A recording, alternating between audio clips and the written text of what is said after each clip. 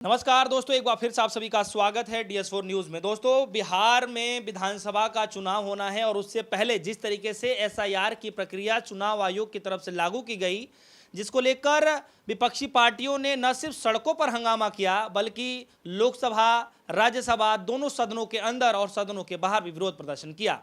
तस्वीरें आप सभी के सामने हैं। हालांकि इस वक्त राहुल गांधी जी जिस तरीके से चुनाव आयोग को लेकर, इलेक्शन कमीशन को लेकर जो लगातार दावे कर रहे हैं, वो ये कह रहे हैं कि उनके पास कई सारे पुख्ता सबूत हैं, कई सारे डेटा उनके पास इकट्ठा है।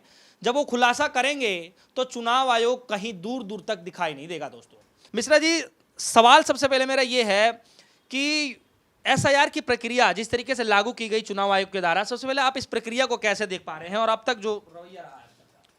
जो SIR की इलेक्शन कमीशन ऑफ इंडिया की प्रक्रिया है वो आर्टिकल 324 को स्पष्ट तरीके से नहीं पढ़कर की गई है। आर्टिकल 326 को भी न बिना पढ़े हुए और उसको कैसे प्रक्रिया को लागू करना चाहिए उसमें भी कई प्रकार की त्रुटियां हैं। साथ ही साथ में सबसे महत्वपूर्ण सवाल है जो विभिन्न पिटीशन के माध्यम से नहीं बोला गया है, पर आपके चैनल के माध्यम से मैं बोलना चाहता हूँ। इस पूरे प्रक्रिया में कोई भी स्टैंडर्ड फॉर्मेट नहीं रखा गया कि किसका नाम जुड़ेगा और किसका काटा जाएगा, और इसका एक फॉर्मेट होता है। जैसे कोई भी आपने कुछ भी इलेक्शन की प्रोसेस करते हैं तो एक प्रॉपर फॉर्मेट होता है। उस फॉर्मेट में कुछ कमी है, कुछ अच्छाई है, कुछ बुराई है, तो उस चीज़ को लागू किया जाता है, और यदि कमियां हैं तो उसको सुधार किया जाता है। पर यहाँ पर they have the no any kinds of the such powers to given any kinds of the subordinate bodies of the election commission of India। कोई भी प्रकार का एक प्रारूप देने की जरूरत होती है ना, कि इस प्रकार का, मान लीजिए कोई फॉर्मेट है, कोई पेपर लिया हूं मैं, इस फॉर्मेट में इस प्रकार की प्रक्रिया होनी चाहिए, तो यहाँ पर कोई प्रक्रिया नहीं अप्लाई की। Point number 1। पॉइंट नंबर 2, यदि प्रक्रिया नहीं है तो यह स्पष्ट नहीं हो पाता है कि कौन सा व्यक्ति किस प्रकार की प्रक्रिया को फॉलो करेगा। एक लॉज होता है, एक नियम होता है, जिससे ये पूरा देश चलता है, तो इसकी एक प्रक्रिया है, एक ये संविधान है, उस संविधान के अनुरूप चलेगा। साथ ही साथ में यदि मान लीजिए कुछ कोर्ट की प्रोसीडिंग है तो CRPC, CPC और बहुत सारे एविडेंस एक्ट और बहुत सारे इलेक्ट्रॉनिक एविडेंसेस होते हैं, उसके अनुसार चलता। पर इलेक्शन कमीशन ऑफ इंडिया की जो मैनुअल गाइडलाइन सर के साथ में चल रही है, यानी SIR के साथ में जो चल रही है, उस पर कोई भी प्रॉपर फॉर्मेट इनके पास नहीं है। पॉइंट नंबर इसका 2 था। पॉइंट नंबर 3, इसके साथ में यह भी है कि आपने फॉर्म को सबमिट कर दिया। आपने देखा होगा बहुत सारे न्यूज चैनलों के माध्यम से सारी चीज़ें आई भी है, और मैं आपसे खुल के बोलना भी चाह रहा कि यदि आपने फॉर्म को सबमिट कर दिया तो सबमिट करने के बाद ये फॉर्म सही है कि गलत, who will be decide there? Election commission subordinate bodies will be decide there. अर्थात इलेक्शन कमीशन ऑफ इंडिया की जो बॉडीज होगी वो डिसाइड करेगी कि आपका फॉर्म सही है कि गलत। अर्थात, और ये कोई फॉर्मेट भी नहीं है कि इस स्टैंडर्ड फॉर्मेट में है, जैसे A+B का whole square equal A² + 2AB + B² एक फॉर्मेट है, एक फार्मूलाज है, तो उसमें कुछ भी न्यूमेरिक आप रखोगे तो इक्वल रिजल्ट आना चाहिए। यहाँ पर इस प्रकार का कोई भी फॉर्मेट नहीं दिया गया है, इसलिए election commission of India complete तरीके से वॉइस होकर के ये इस इलेक्शन को करना चाहता है। अब सवाल यह भी आता है कि डॉक्यूमेंट्स और एलिजिबिलिटीज जो है, डॉक्यूमेंट्स को लेकर के जो हम लोग पहले इलेक्शन कमीशन ऑफ इंडिया जो लिंगदो साहब थे 1991 के आसपास में जो इलेक्शन कार्ड बनाया गया था, तो उसको लेकर के यही था कि स्पेशल वो इलेक्शन कार्ड उसमें लिखा है और इलेक्शन के कार्य हेतु ही उपयोग किया जाता है। पर आप सब लोग देखेंगे कि इसके सबऑर्डिनेट और सपोर्टिंग डॉक्यूमेंट्स में कई बार ऐसा भी होता था कि आपके पास यदि नहीं है तो आप दूसरी चीज़ों को, और जिसमें आपकी फ़ोटोज़ और डेट ऑफ बर्थ वगैरह कुछ लिखा हो, फादर्स नेम, तो आप वहाँ पर जा सकते थे, वेरीफाइड हो जाता था। अब यहाँ पर इन सारी चीज़ों को आपने हटा दिया। लगभग 65 लाख के आसपास वोटर पूरे प्रभावित हो गए, जिनमें से बिहार में इस प्रक्रिया को पहली बार लागू किया गया। ये पॉइंट नंबर 6 है। बिहार में जिन प्रक्रिया को लागू किया जाए, SR को लागू किया गया, इसका बड़ा और विस्तार रूप कुछ दिनों बाद ही भारत देश के उत्तर प्रदेश, मध्य प्रदेश, कई जो विभिन्न राज्य हैं जहां पर बीजेपी को लग रहा है कि वो कमज़ोर है, जिन विधानसभाओं या लोकसभाओं में लगता है कि बीजेपी कमज़ोर है, वहां पर भी इसी प्रकार की कोई प्रक्रिया को लागू करेगा। अर्थात ये बिना किसी बिल के, अर्थात बिना किसी पार्लियामेंट के डिबेट के, और इसी के साथ में बिना किसी प्रॉपर फॉर्मेट एंड लॉज के, ये कैसे पॉसिबल है कि आप इलेक्शन करा रहे हो कि आप जो ये डेटा होता है, डेटा बनाओ, जुगाड़ करो, बस काम खत्म कर रहे हो।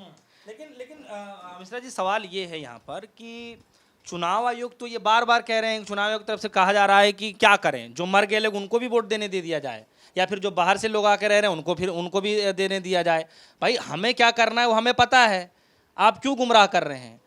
कल राहुल गांधी ने जिस तरीके से बयान दिया, चुनाव आयोग ने उस पर भी स्पष्टीकरण दिया कि ये जो है गैर जिम्मेदाराना बयान है, हम उसको मानते ही नहीं इस तरीके के बयान को। देखिए, राहुल जी ने जो बात बोला है वो नेता अभी भारत देश के विपक्ष है, और उसके साथ में उनके पास बहुत सारे टीम है, और उस टीम का मैं भी एक सदस्य हूँ, और बहुत सारे मेंबर्स भी भारत देश के लोग हैं।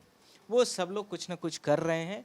मैं आपके माध्यम से बोलना चाहता हूँ, इलेक्शन कमीशन ऑफ इंडिया ने जो भी बोला है अभी, उसके बोलने में ये कह रहे हैं कि जो मर गए हैं उनका वोट कैसे डाला जाए। यह बात उनकी बिल्कुल सही है। इलेक्शन कमीशन को मैं इस चीज़ में कहीं पर भी गलत नहीं साबित कर, जो मर गया तो उसकी वोट कैसे डाली जा सकती है, ये बात बिल्कुल जेन्युइन और सही भी है। पर सवाल यह है कि जो लोग जिंदा हैं, जिन लोगों की वोटर आईडी अवेलेबल है, जिन लोगों के आधार कार्ड अवेलेबल हैं, जिन लोगों के लाइफ सर्टिफिकेट जारी हैं, जो लोगों के अभी वोट डाल रहे हैं, तो उन पे ये कहाँ से प्रश्न आ गया कि हम राहुल गांधी की बातों पर नहीं मानेंगे, राहुल गांधी दबाव बना रहे हैं, या राहुल गांधी कुछ और कह रहे हैं। तो जब वो सारी चीज़ें जो राहुल कह रहे हैं एज पर लॉस कह रहे हैं, एज पर एक्ट कह रहे हैं, एज पर इलेक्शन कमीशन की जो गाइडलाइन है उसके हिसाब से कह रहे हैं, जो पार्लियामेंट संसद भवन की एक मैनुअल गाइडलाइन है उसके बिहाफ पर कह रहे हैं, जो नेता प्रतिपक्ष की हैसियत होती है उसके आधार पर कह रहे हैं, तो फिर क्या गलत कह रहे हैं? मैंने आपसे फिर बोला कि जो लोग मर गए उनकी मैं बात नहीं कर रहा हूं, पर जो लोग जिंदा हैं, 18 साल से ऊपर हैं, तो भारत के आर्टिकल्स को आप स्पष्ट तरीके से पढ़ लीजिए। आर्टिकल 324 के उसमें सब सेक्शंस में स्पष्ट लिखा हुआ है कि भारत देश का यदि वो नागरिक है और 18 साल से ऊपर का व्यक्ति है तो उसको वोट डालने का संपूर्ण अधिकार है। उसके पास आईडी नहीं होगी तब भी अधिकार है उसके पास। यदि आईडी मेरे पास मेरी खो गई है, नहीं है, मेरे घर के लोगों की है, 4-10 लोग हमें जानते हैं, 2-4 लोग गांव के जानते हैं कि मैं इस गांव का सदस्य हूं, इस पोलिंग का सदस्य हूं, तो फिर यहां पर अनियमितता की जो बात इलेक्शन कमीशन ऑफ इंडिया ने 11 लिस्टों को जारी करके ये क्या दिखाना चाहते हैं कि ये इनकी लिस्ट नहीं होगी तो ये नहीं माने जाएंगे। मुझे लगता है कि इलेक्शन कमीशन ऑफ इंडिया यहाँ पर जोर और जबरदस्ती कर रहा है, भारत देश के चुनावी प्रक्रिया को पूरी तरीके से बाधित करना चाहता है। लेकिन सवाल है सर मिश्रा जी कि आप चुनाव आयोग पर उंगली उठा रहे हैं, उधर राहुल गांधी जी पूरा विपक्ष जो है उंगली उठाने को तैयार है, लेकिन क्या चुनाव आयोग अपनी प्रक्रिया को ना कराए? जिम्मेदारी तो उनकी बनती है, और वो जिम्मेदारी जो कर रहे हैं कोई नया काम थोड़ी ना करा रहे हैं सर, वो तो ये कह रहे हैं कि तो प्रक्रिया है और प्रक्रिया से इस काम को करा रहे हैं। बहरहाल मैं उस पर नहीं जाना चाहूँगा। मेरा सवाल ये है कि राहुल गांधी जिस तरीके से बोल रहे हैं कि भैया मैं जो डेटा इकट्ठा कर रहा हूँ, अगर मैंने सच्चाई रख दी जनता के सामने तो चुनाव आयोग दूर दूर तक नजर नहीं आएगा। आप तो टीम से जुड़े हुए हैं राहुल गांधी जी के, मतलब आप ऐसा कौन सा डेटा है, आपको कुछ तो पता चल रहा होगा कि जो सच्चाई सामने रख देंगे तो बात बिगड़ जाएगी। देखिए, कुछ चीज़ें तो राहुल जी के पास में ही अवेलेबल है, पर मैं आपसे ये चीज़ ज़रूर बोलना चाहता हूँ, पूरे देश के सामने बोलना चाहता हूँ।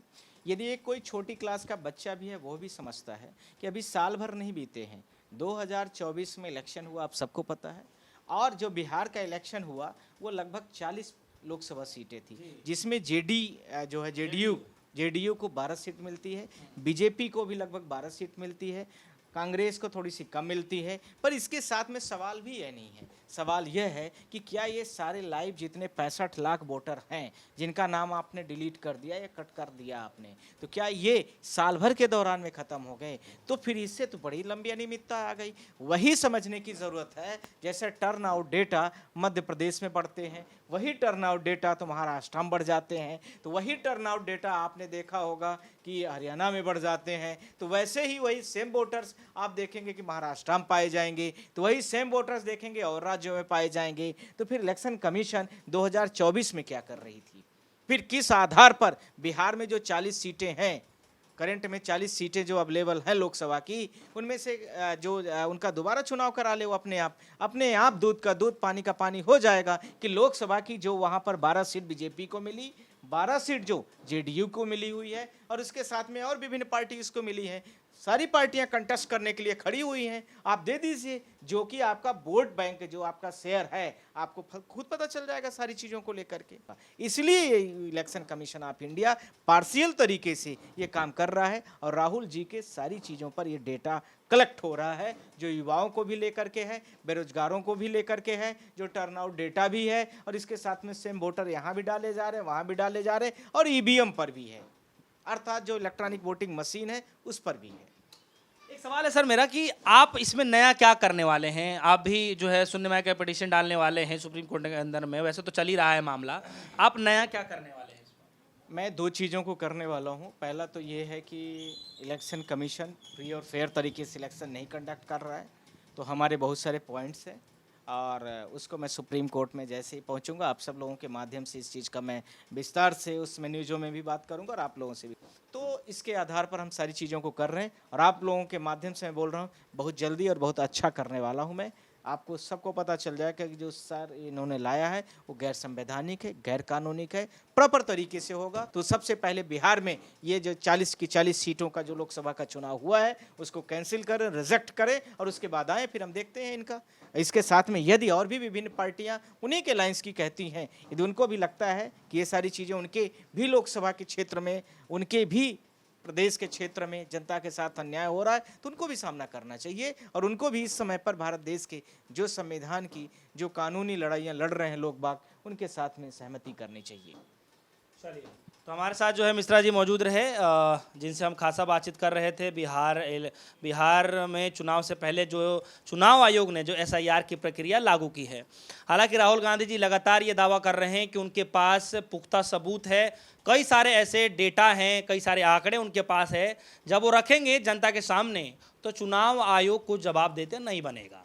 हालांकि राहुल गांधी जी खुलासा कब करेंगे, कैसे करेंगे, किस तरीके से करेंगे, ये तो आने वाला वक्त बताएगा, लेकिन लोगों की नजरें निगाहें सुप्रीम कोर्ट पर भी हैं, क्योंकि ये मसला सुप्रीम कोर्ट में भी चल रहा है। और जैसे कि हमने मिश्रा जी से बात किया तो ये कह रहे हैं कि इनकी भी एक अगली पिटीशन आने वाली है, कब आएगी ये भी जानना बड़ा दिलचस्प होगा। फिलहाल आप सभी के मन में क्या कुछ चल रहा है वीडियो कमेंट सेक्शन में जाकर जरूर बताइएगा। फिलहाल के लिए दीजिए इजाजत, देखते रहिए DS4 न्यूज़। धन्यवाद।